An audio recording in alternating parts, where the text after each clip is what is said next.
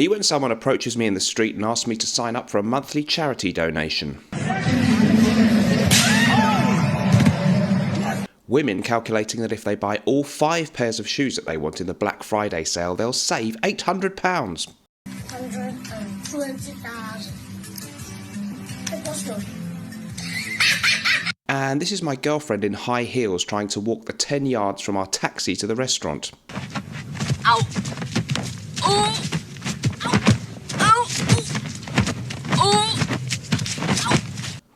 Hello folks and welcome back to the Carousel of Smell, and today I'm going to do my current Vintage Hall of Fame, my top 5 vintage fragrances that I think really are my favourites that I've got in my collection. In some cases we've got an old formula of one that you can still buy today, and in other cases the fragrance is downright discontinued. Before we get into the video, please don't forget, if you're looking to buy fragrance samples, my recommended UK-based fragrance sampling site is fragrancesamplesuk.com. Go there and use my code SMELLY10. It's a brilliant site, and I've used them for many years myself as a paying customer. Can't recommend them highly enough. My recommended USA-based fragrance sampling site is decantboutique.com, otherwise known as the Fragrance Decant Boutique. There your code is Mr. Smelly10. Huge range of fragrances and highly recommended by me. Okay, vintage fragrances, very simple. If you're not into the old school vintage fragrances, then leave, go, get out now. We don't want you here. For the rest of us, let's keep going. Okay. No particular order. First one I really want to share with you guys, and very few other people mention this one. It's beautiful. I think it was thank you to Lania Smith for first drawing my attention to this one. Monsieur de Givenchy, a 1959 release.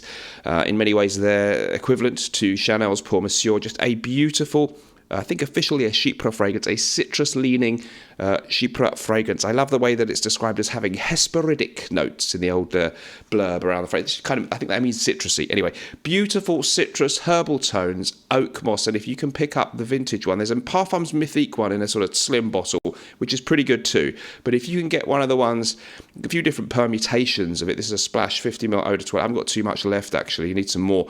Just really beautiful, crisp green citrus, and they're just that old-fashioned, in a good way, smell. Lorraine actually smells like an old granny or something. She doesn't like it, but who cares?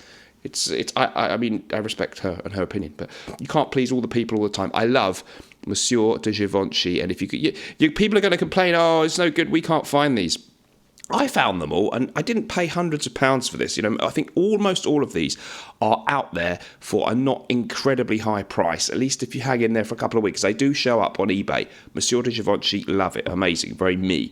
Don't forget, we have some amazing offers at Norton & Wilson. The multi-fragrance deals are really good at the moment, so you can get Gravitas Prom and Gravitas Essentia, both for an incredible $150. If you also get Chypre Fulminare added to that, it's just $200, amazing. And we have a really cracking deal for Arezzo. You get Arezzo plus Gravitas Prom or Arezzo plus Gravitas Essentia for a stunning price. There's even other deals too involving Bon Viveur. So the multi-fragrance deals are where it's at right now with nortonandwilson.com. Okay, next up, it's got to be in the list. Insensé. I think it means stupid or something. It's nothing to do with incense. This is from Givenchy, 1993. Was not a big, commercial success. I got 2 bottles.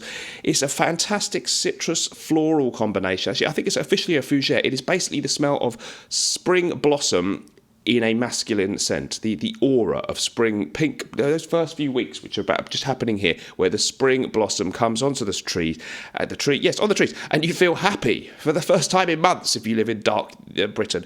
And it's just beautiful. It's got citrus, blackcurrant, all kinds of different floral accords, but it just crisp, clean, soapy, and there's just this magic. There's this incredible smile on your face magic about Insensé, and I checked on the UK eBay today. You can buy bottles of this for not outrageous prices. I really suggest that you do. Okay, next up, Dolce&Gabbana Pour Homme, the Italian original vintage formula. I've had 4 or 5 bottles. The box will look like that if you're getting the vintage one, and that you know that it's the old one with the sticker. Just sensational stuff. 1994, the first release from the brand for men in terms of fragrances. Love the bottle design.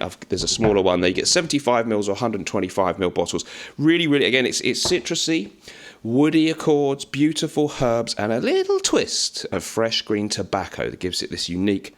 It is so beautiful. It's just like the perfect. If you go on a summer holiday somewhere, quite warm and you're going out in the evening, you're wearing a crisp white shirt or something, this is the fragrance. You'd be bronzing in the sun. This is the fragrance you want to spray. Absolutely exquisite. Still available. Made, I think, back in Italy now. They keep changing it. It's not quite the same. You might want to check out the modern one, but you can find the old one, and they mostly seem to hold up well in the bottle. I've only bought one that had gone off. All the others smell fresh as a daisy.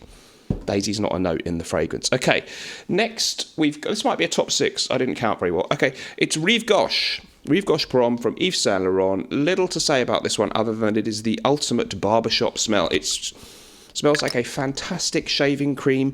It's everything you love about Brut, but better. It's everything you love about Azzaro Pour Homme from 1978, but a little more smooth. Tom Ford was the creative director at Yves Saint Laurent when they released this one, and it really is beautiful. Twist of licorice in there, lavender, tonka, some woody accords, and as I say, it has this really beautiful, reassuring, fresh dad smell. Not really citrusy fresh, but shaving, fresh from the barbershop aura. Elements of like a Brill cream like smell. It's just brilliant. I love it. Amazing stuff. Hard to find. That one you might have to pay a bit.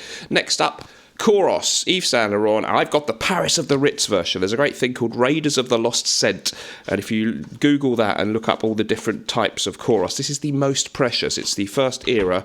They call it the Paris of the Ritz era, which just says Paris on the bottle instead of Newly or whoever else. I've forgotten all the other people who make fragrances. Anyway, it's brilliant. You'll find that the Kouros is written right in the middle of the bottle. After that, it went a bit higher up. All the vintage ones that are sought after have these silver shoulders that they don't have now. And it's just obviously a beast mode fragrance, everything but the kitchen sink. It's like a fresh, soapy, dirty, sexy, musk, civet. It's just so many different notes. It's incredible. It's very manly, and it has this really authoritative air about it. Some people say it's a bit scary smelling, and I don't find it that at all. Lorraine, my girlfriend, loves this one. She thinks it's a really sexy fragrance because she was around when people were wearing this, as was I. And she said it was the smell of a classy, wealthy man. So there you go. Kouros, yeah, and this one basically a little bit fuller and richer than the modern. They get less full and rich as time goes on, but still an interesting fragrance today. But this one has more oomph. Paris of the Ritz, Kouros. We got one more. This one more that it's sort of everyone wants it and it's rare. And the bloke in Miami Vice wore it apparently. Patou Pour Homme. I've only got the aftershave splash. One of the ultimate aromatic fougères. This one you will have to pay a lot because there's very few. It wasn't a huge fragrance that was around for many years, and it appears to be a test of mine. Really, really amazing. Old school fougère. To be honest with you, if you get a vintage Paco Rabanne Pour Homme, it's kind of maybe just as good, dare I say, but this one's rare, more rare. So get Paco Rabanne Pour Homme in an 80s bottle and you'll do pretty well. But this one, again, it's got that real richness, that old school oak moss, a feeling that it's maybe aged a bit in the bottle, but some fragrances age like milk, others age like a fine wine, and this is in the latter category. So if you like your fougères and you're a bit of a vintage geek and you do collect just for the sake of collecting as well as for smelling good, Patou Pour Homme has got to be in there. I absolutely love that one. So I'm going to wrap it up there. I'm going to try and give a bit of life advice and other perspectives outside of the world of fragrance to you guys. So just one thing I'd like to sort of say, my father gave me great advice. He said, don't be afraid, son. Don't be afraid to open doors for yourself in life. And I think that's a really good bit of advice. So don't be scared. Go for it in life. Don't wait for other people to open the doors for you.